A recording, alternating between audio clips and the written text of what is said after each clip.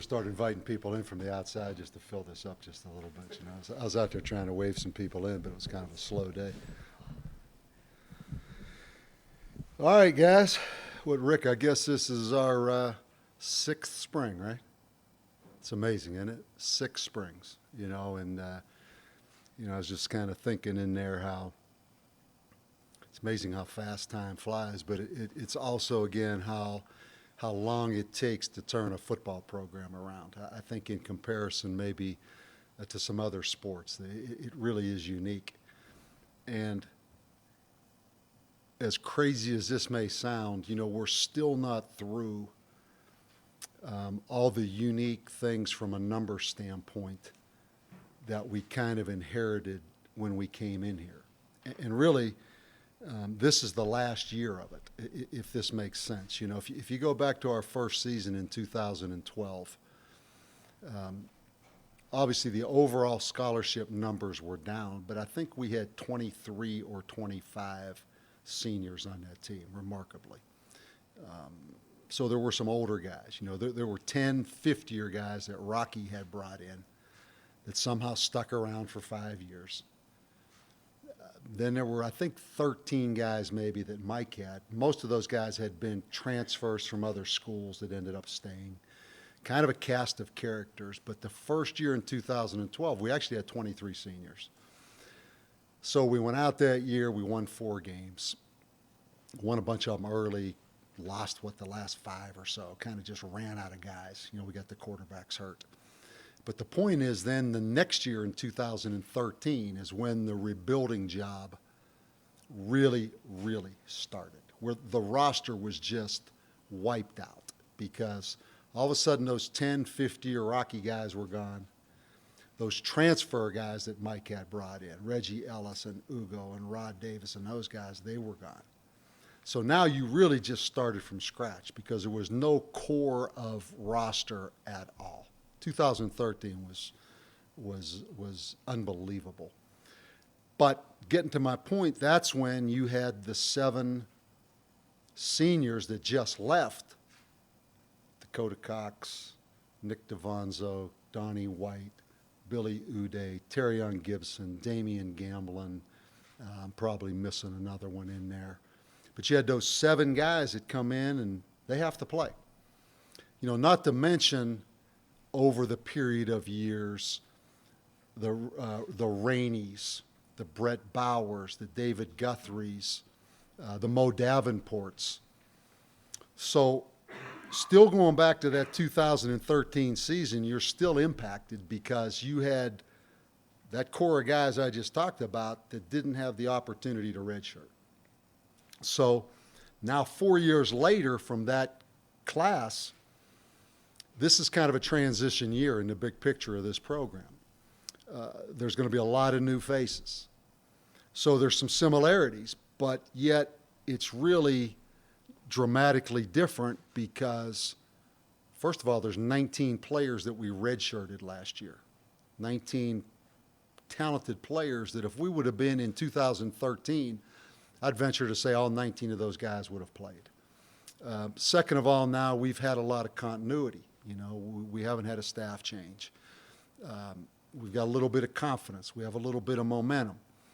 But again, how long it takes from A to Z to build a football program and how continuity is so important, so important. You can't go out and just turn your roster over completely like you do in basketball. You can't just do that. It takes time. And again, we lost a lot of players, but I think it was time for that. I think it's now time to move on. We've got a lot of young, talented players that I know we're kind of invigorated to coach. We're excited to coach. And I think the timing's right. As much as I love Dakota, as much as I love Donnie White, as much as I love Gip, Gambo, all those guys, it's time to move on, and we've got some young, talented guys, I think, that I think are pretty anxious to get started. Just so you guys know, and I know you know this, but, spring practice is 15 days of practice. You go 3 days that you have to do in just helmets. No other pads, just helmets. So that's 3 days. We're going to do the first 2 days, Wednesday and Friday, just in helmets. Then you have 12 days of those 15 in pads, full pads. Of those 12 days, 8 of them can be full tackling to the ground.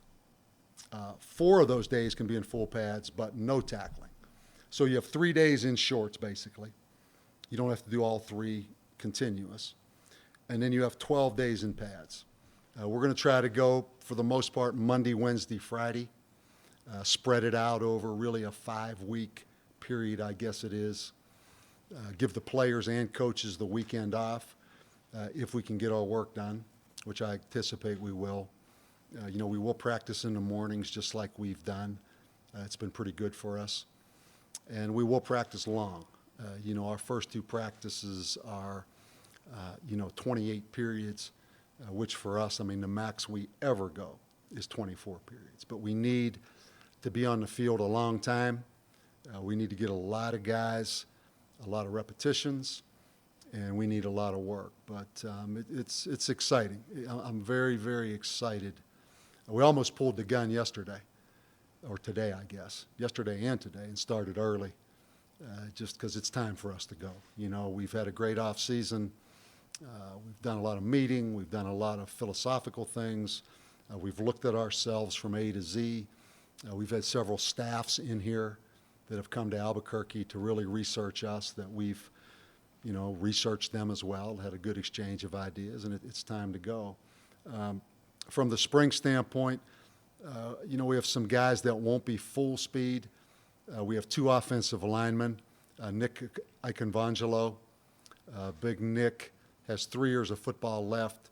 We had his labrum done. We redshirted him last year. We had his labrum done in November. So he's going to be out there. He's just not going to take part in full speed contact. And then Israel Castellanos, another young offensive lineman, hurt his knee last training camp. We had the surgery in training camp. So he'll be out there. He just won't be full speed contact. So that's 2 offensive linemen. Then we have 2 running backs.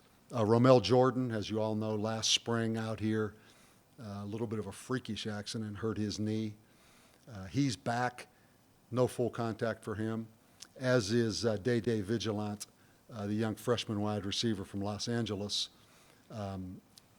He'll be out there, his surgery was in August. He's a little bit behind what the other guys are, but he'll be out there. So that's 4 guys that will be out there, but limited in some way. We have 2 players, most notably Kimmy Carson, hasn't participated in off-season or spring practice. It's time, and both Kimmy and I agree that he just concentrates on academics. Right now he's in good standing. There's no discipline issue. There's nothing like that. He just needs to concentrate on academics. The same case with Marquez Mackey, although Marquez Mackey just had his labrum done here in January. So he has a labrum issue, but he won't be out there at all because he needs to focus on academics. So we have 4 players that I mentioned that are somewhat restricted. Then we have 2 players that really are focusing on academics in the spring. Other than that, everybody's good to go, and we're anxious to get going, and hopefully this weather continues to cooperate. So, Rick, there's been a lot of changes in that press corps and the White House, in decorum, how things are done, but we're still consistent on the fact that you start this thing off. And no, I'm still not tweeting, so you got to get your information right from me. This time last year, you didn't know that Jason Lensmeyer was going to do what he did, but it appears that for the first time since that first year, all your staff is going to be back. How helpful is that to stay there? Yeah, it's still not over, but I think it is remarkable. I think it's remarkable, the continuity we've had in this program. I really do. I think that's, I'm not going to stand here and go through, what coaches had what opportunities, nor would I ever, or have I ever hinted at anything for myself personally. But there's coaches that have had opportunities. And to keep this staff together and to have the continuity that we've had definitely helps us. And as I said, one of those things in comparing 2013 to this year, even though there's a transition and there's not a lot of new faces, is we're locked in the program. You know, philosophically, what our identity is, the continuity we've had in the coaching staff. Satch, our strength coaches, second year now, first true off season, because, you know, we didn't hire Satch until about this time a year ago. So yeah, we've got a lot of positive things going, Rick, and I think that's particularly important in this league. If you look around this league, this is a pretty transient league. Just look at these coaching staffs. I mean, it's remarkable, the turnover in these coaching staffs, which is not unexpected at this level of football, where people know it's a high X and O conference, but you're not able to pay coaches an extremely large amount of money. So I'm very fortunate. We've got a great coaching staff here, and I think we're very fortunate. I think it's definitely key for us. Coach, some of the guys that could you talk about some of the guys that, I know you're interested in seeing your whole team, but you know, you had some of those guys redshirted, you know what they're capable of, some of them that you're interested in? Yeah, it's you know, the difference is there'll be a lot of new faces for our fans, but they're not really new faces for us as coaches. You know, some of these guys seem like they've been here for a long time. You know, I could start with Rashad Epting, an outside linebacker from Chicago that's very talented. Contrail Moran, a tailback from St. Louis that we redshirted. Najee Flowers, Emmanuel Joseph, two defensive linemen from L.A. Teton Saltis, a young guy from here in town that we redshirted. Eva Towie, a linebacker from Glendale, Arizona, that we ended up redshirting. Alex Hart, a guy when he played last year showed flashes of being outstanding. Austin Ocasio. Lilly, what can Elijah Lilly do now at corner? Blair Manley, a young guy from here in town. We've been waiting to see if he can reach his potential, which we think he has a tremendous upside. There's so many guys. Bijan Parker, Stanley Barnwell, who played the whole second half, really the three quarters of the bowl game for us at safety, is back. We've got a lot of young guys that have been around here that we think are very talented. You know, Tyrone Owens, now he's kind of the guy. You know, now there's expectations where this time a year ago we didn't think about him. We've got some young tight ends that we're anxious to watch. Eric Bielman. The quarterbacks, Tavaka. You know, there's times on our practice field where Tavaka looked like he could be the answer. Well, now he's not on the scout squad. Now he has to do it for real. There's a lot of guys, Van. There are, and I think that's why we're so energized and we're so encouraged. Is there's a lot of good young players in this program that we're just anxious to see. You know, it's their turn now. As opposed to the other. Yeah, I think until you look at that schedule, you know, again, this is it's too early to really talk about the schedule. We're not even, you know, we've got a saying around here, WIN stands for what's important now. And what's important now is we go out there and get this practice going now, that we transition from off-season to practice. But you can't help but have one eye on particularly our road games next year. When you look at Boise, at Tulsa, at Texas A&M, at San Diego State, at Wyoming, and at Fresno. You know, I go back to 2013, Fresno probably could have scored 100 on us. Probably could have scored 100. The very next week, the last game of the season, we went to Boise and felt like we played pretty good and held them to 45. So, you know, so we have a very good schedule, but we also have some very good players. So it's kind of exciting. Coach, is there a certain position you're anxious to see the competition take place? I don't think any one more than another. You know, I'm kind of anxious to see our young defensive linemen that we really felt like we bit the bullet a little bit last year and redshirted, because we did have some older guys, but we think these guys are really talented. And then we have some young offensive linemen that I think, just on that dreaded word potential and on that dreaded word on paper, look like they can be pretty good. I just think across the board, Lee, it's a team that we're anxious to go watch, that we're looking forward to just coaching every day because there is some tremendous upside to this group, I think. You talked about the tight ends a little bit, but not having a single tight end to play the snap at this point, do you change anything schematically to account for that? I mean, you use 2, 3 tight ends throughout the Yeah, I think, if you watched us closely last year, we probably evolved a little bit more late in the season to putting more speed out there. A lot of times we were 3 running backs in the game. A lot of times bringing that other wide receiver back in the backfield to make 3 backs with 2 backs in the game, with the wide receiver becoming the third. So we evolved a little bit more to a no tight end look. But I do again think we have talent at tight end. You look at Eric Bielman from San Antonio. He was a highly recruited kid. He's a big, good-looking tight end now all of a sudden. Chimura, whose dad played in the NFL for the Packers, that has had some injuries. We had his labrum done last year. We really redshirted him.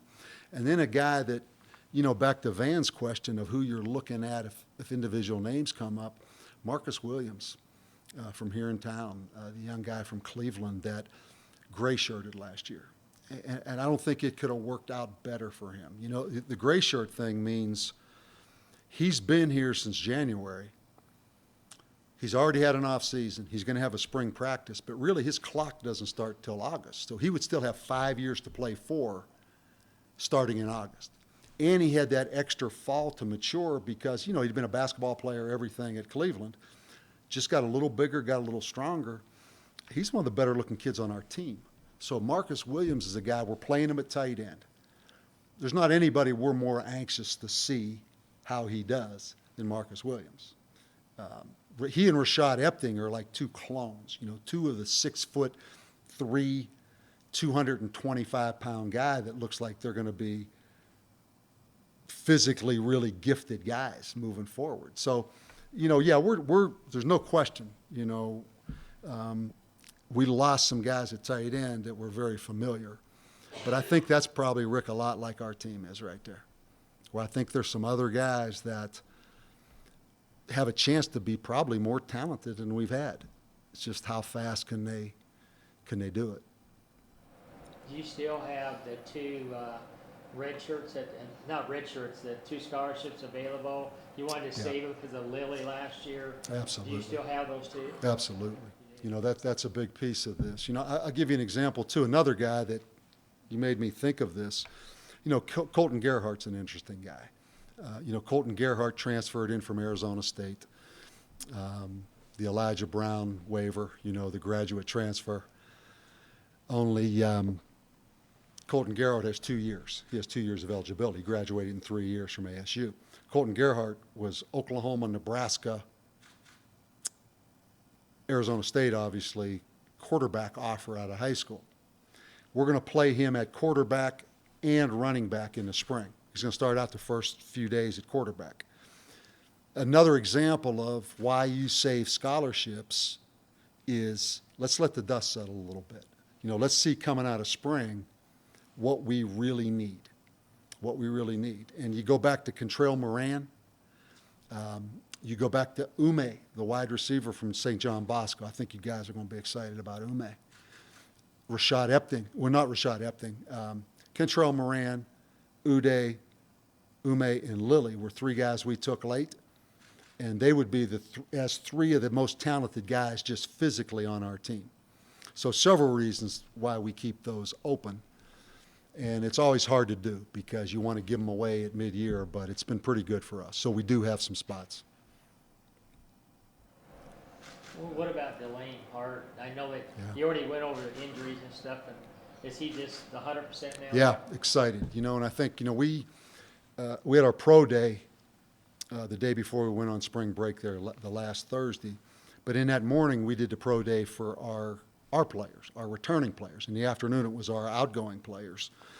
And Delane Hart ran low 4.6s, which he's up to 220-some pounds. He's about 220 now. He is 100% fully recovered. And again, and I remember talking to him about this back in Philadelphia. And at that time, this was kind of a pipe dream, but it could end up being the best thing that ever happened to him in hindsight, because he did redshirt and he did sit out a year. And now he has 2 years instead of 1 year. And he's a guy that just relied on being bigger and stronger and going up and just beating people to the ball. And he can still do that, but I think he has increased his speed and really matured having this extra year in this offseason. So Delane Hart is another guy back that doesn't show as a starter, but you and I both know Delane Hart would have been a starter for us last year, probably our most productive receiver. You talked a little bit about Javon Toyota. Among the quarterbacks, get anyone that approximates Austin's skill set? I think Tavaka. I think eventually Tavaka. I really do. He is smooth. He can, as they say, sling it. He can cut it loose and throw it now. He's up to over 190. I think he can be that guy. Now, Cameron Burston is no doubt that guy, but he's not here yet. But, Juwan, Lawson, Lamar Jordan, Tavaka, and then what does Colton Gerhardt bring us at that quarterback position? And then we do have the flexibility to redshirt the young guy if he gets here in the summer. But I don't know. Apodaca has opened some eyes now. I mean, he can let it rip now and really throw it, and he's opened some NFL eyes. I mean, some people really like him. I don't know that we have that sudden of a release and that arm strength today, but I think Tavaka could develop into that. I really do think he has a chance to be pretty darn good. Is this the best you've felt since you've been here, the kicking with the field goal and the punting? They were very successful. Yeah, but coming back. yeah, I mean, we're thin though. I mean, that's what I always go to right away. As you know, strange things happen, and we really do need. We have a walk-on kicker that's been here from Indianapolis, Vince. We came last year. Vince is still here as the walk-on kicker. We're really looking for a punter because both Corey and Jason are seniors. Now, we're in pretty good shape for this year, but I'm looking ahead. I don't like where we are as far as young specialists on this team. We've got to go out and get 2 specialists, a kicker and a punter.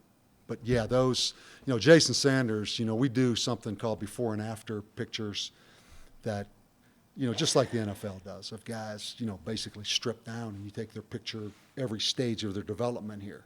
Freshman year in the winter, freshman year in the summer, so on all the way up. It's unbelievable what Jason Sanders has done. I mean, he walked in here, I told him this morning, he walked in here 4 years ago. He had the flu when he came in. And he was probably 155 pounds. He walked in, I said, seriously? I said, this guy's going to be strong enough to kick. He's 190 pounds right now. 190 pounds, Jason Sanders. And he is really a good athlete. And Corey Borquez is a guy that last year when he came in the summer, he was 225, I think. A little pudgy. He's down to maybe 205 or 210. He's changed his body. I feel good about both those specialists. I think Lilly can be an exciting returner. I think Chris Davis is a solid punt returner. And we have to make some noise in the special teams again. That's something we've got to make some noise in special teams. I know you never like to talk about the deep snappers, but Yeah. with Hampton and Rico behind him, do you feel comfortable with I do. Enrico's another guy. I'll tell you something. And Enrico came in as a walk-on. Came here last year as a walk-on. And he's pretty talented. And I told him this is why I can tell you this. It sounds funny about a deep snapper. I was just a little worried because we'd been very blessed with hard-working deep snappers, whether it was Evan Jacobson, right? and then went into Steven Romero. He has picked up his game. He went from 230 maybe down to 215. I'm talking about Enrico, and got his body in shape. So we're going to have some competition at that deep snapper. And Enrico has 4 years of eligibility left, and LC Hampton has 2 years left. So there's going to be some competition there. Did you guys make the decision on Cameron Miller? Like, he came as a quarterback, and did you make that decision? He made that decision. He did? He did. He made that decision pretty on. I'll tell you two guys that have kind of emerged a little bit. You know, you bring these young guys in, and they're kind of on the scout squad, and that first year they're kind of in transition, and you're not really sure. Some guys jump out right away. Other guys, you're not sure. Two guys that have emerged a little bit here, Cameron Miller as a safety, and Gabe Ortega. Gabe Ortega, because we just went through his whole profile yesterday from start to finish here. He gained 20 pounds from the time he finished at Cleveland until he arrived here last year. Don't ask me why, but he gained 20 pounds. He has since lost that 20 pounds. He's down to 198 pounds probably, I think, right now. And he looks like we thought he should look. So Cam Miller and Gabe Ortega are two young guys, both have 4 years of football, safeties that we're anxious to see. You know, both of them ran into 4.6s, which was pretty good. That's coming out of a heavy off season. You know, you're not prepping for 40s. You know, they ran 40s here last week, dead out of off season.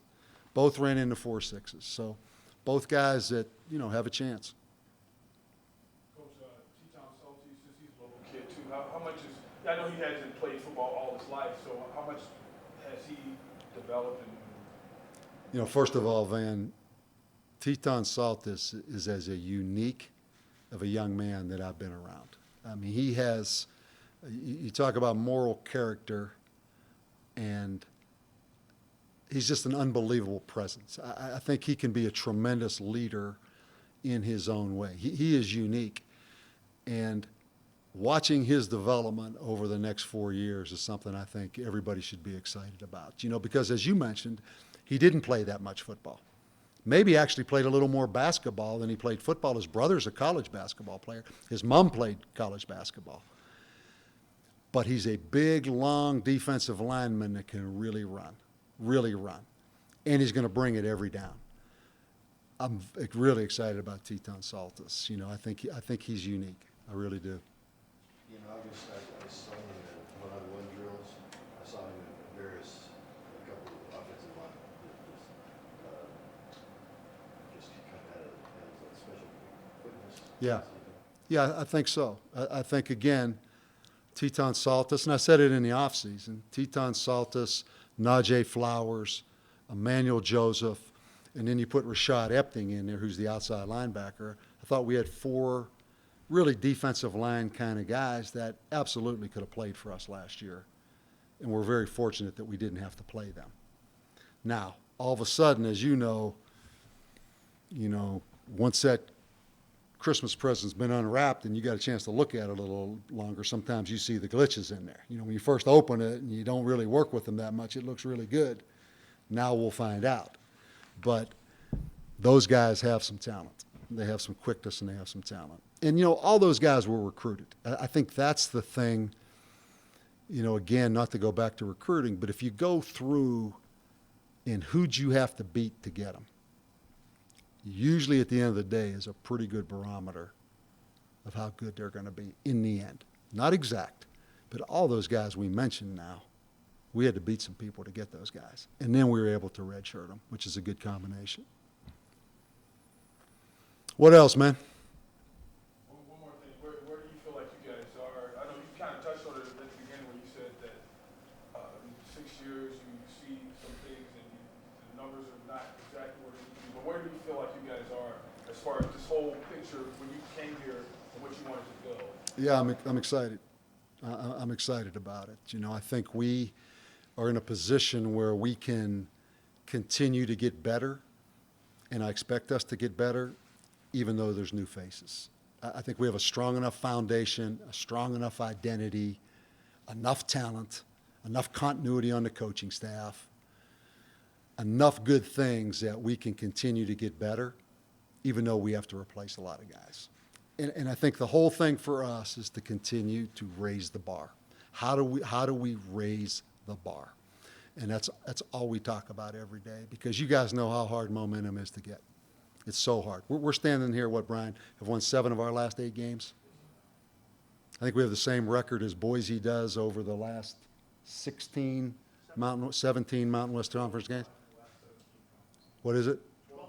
Which is the same as Boise and Air Force. Pretty remarkable when you think about that. Pretty remarkable. And there's no option of going backwards. You know, the only option is to continue to move ahead. So it's exciting. It's exciting. Ooh. They really improved. Did I say at Tulsa too? Did I mention that in that schedule? Did I? Yeah. They're tough. They're tough. I mean, you know, you think about New Mexico State at home, at Boise, at Tulsa, and then Air Force at home, I think, is the next one. Pretty good run, right? That's a pretty good run right there, playing at Boise, at Tulsa, Air Force at home. In uniqueness of offenses, successful programs, tradition, momentum, they all have the same thing going. So, yeah, I mean, it's a pretty good challenge. It's a pretty good challenge. Yeah, nobody asked me about who my pick is in NCAA right now. You know, it's easy to go with the conventional, but I got to go a little bit of a sleeper. I'll tell you, if West Virginia, if they can make some shots, seriously, I know that sounds so easy, but the way they play and the way they press, how hard-nosed they are, how physical they are, how much they like each other as a team, how much they like their coach. Trust me. I mean, West Virginia, now they got to go to San Jose, right? I think they're playing in San Jose. But I'll tell you something, they've got some chemistry to me. That team, I just like how hard they play and how physical they play. I really do. I don't even have one. But I watch a lot of them. And the other one to me, I'm going to get out on a limb, UConn's women. But I'll tell you, I shared a clip today, and you guys should look this up.